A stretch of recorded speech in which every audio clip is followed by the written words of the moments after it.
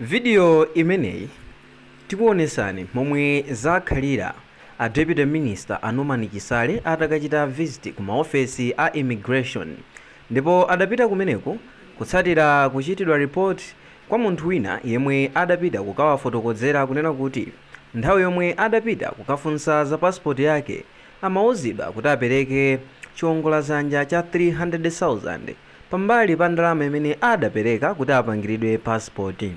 Ndipo m'malo mwake amenewa a Norman Chisale atamva nkhani anatengana limodzi ndi munthuyo kufikanso kumeneko ku maofesi, ndipo mwamwayi yemwe adalandira ndalamazo adamupeza ndipo atamufunsa adavomera, ndipo a Norman Chisale munthuyo amutumiza ku polisi, ndipo achenjeza kunena kuti onse amene ali kukhuzidwa ndi nkhani zofuna kutenga ndalama pambali pa ndalama imene anthu amalipira kuti apangiridwe passport aona chinameta nkhanga mpala, ndipo auza onse amene adauzidwa kuti apereke ndalama kuti awapeze ku Capitol Hill ku maofesi a boma kumene akachite report, komanso kutchula munthu ndinso kukhala ndi umboni okwanira wa yemwe adawauzapo zoti akufuna awapatse ndalama ndi cholinga kuti awatulusire passport. Ndipo akakwanisa zonsezo lamulo ligwira ntchito pa yense yemwe akukhuzidwa ndi nkhani imeneyi. Well, tikamaona zochitika zosiyanasiyana zimaoneka ngati boma labwera kuzagwira ntchito, komano tione tonse limodzi, ndipo pamapeto pa video imeneyi timve maganizo anu through comment section.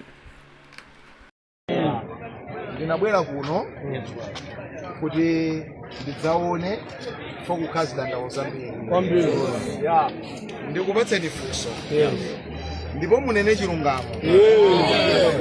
Alipo apa amene anapereka ndalama extra, ndalama ya pamwamba kuti passport yake amupangire mwachangu.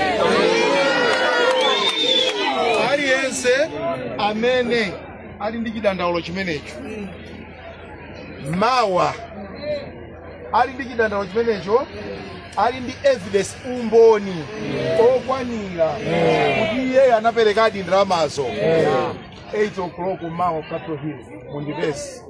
Aliyense abwera ndi chidandaulo chakecho ndi umboni wakowo, ndipo ukabwera ine ndikuthandiza, ndipo ukanditchulira munthu amene unampasa ndalamayo pompo 5 minutes passport uchikatuli nayo kupita boma. Ndinabwera pano chifukwa nzanu wolimba mtima anabwera, sichoncho? Anabwera nzanu wolimba mtima kuzadandaula kuti anapereka ndalama kwa ofesala mkatimo.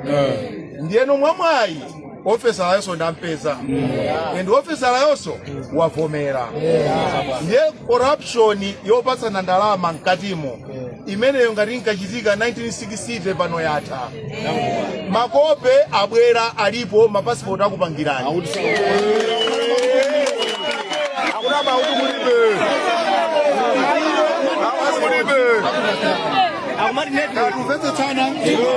Ndikubwerezanso aliyense mukundimva uku, aliyense amene wapereka ndalama ya boma ya passport iyo ndikudzapereka ndalama ina yophatikizira.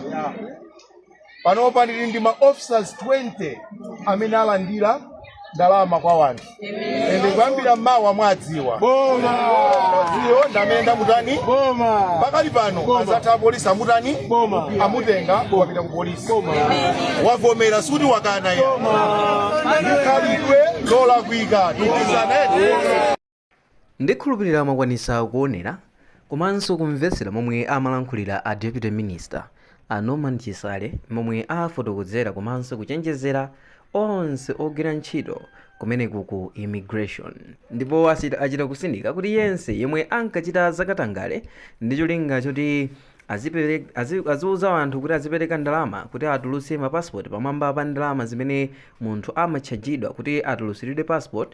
Khalidwe limenelo latha, ndipo khalidwe limenelo lidali la ma 1960s, koma padakali pano mwayi ochita zimenezo palibe, ndipo yense yemwe apezeke kuti akuchita zimenezi aona chimene chidameta nkhanga mpala.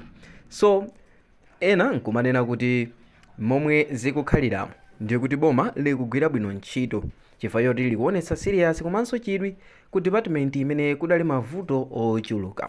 Mundivomerezeni kunena kuti ku immigration idali mbali imodzi imene yakhala ikusautsa anthu ochuluka, ndipo mukulankhula kwa aminista afotokoza kuti makopezi onse oti agwiritsidwe ntchito kupangira print alipo kale m'maofesimo, komano mmodzi mwa anthu amene ali pagulupa mwamumvanso nokha akunena kuti iwowa adawuzidwa kunena kuti makopezi sadabwere, zimene zikuonetsa kuti onse ogwira ntchito kumene ku immigration chimene chawachulukira ndi corruption, ziphuphu ndi zimene zalowa m'magazi. So boma likuoneka kuti lili serious.